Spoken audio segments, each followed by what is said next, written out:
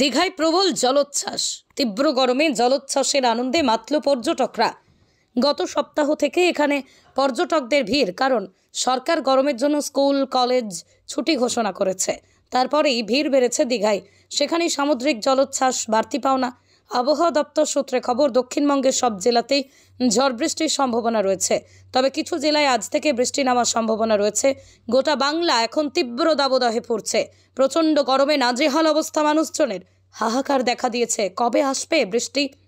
এই পরিস্থিতিতে আজ মঙ্গলবার সকাল থেকে আকাশ মেঘে ঢেকে গিয়েছে, বইছে ঠান্ডা বাতাস, কিন্তু বৃষ্টির দেখা নেই। গরমে যাঁরা সমুদ্র সৈকতে দীঘায় গিয়েছেন, তাঁরা আজ হঠাৎ আশ্চর্য ঘটনার সাক্ষী থেকেছেন।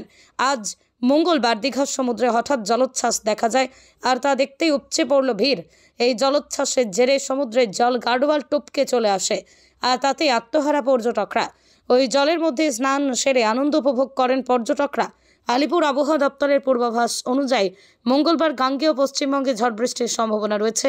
তার আগে এই জলোচ্ছ্বাস খুশি করে দিল পর্যটকদের।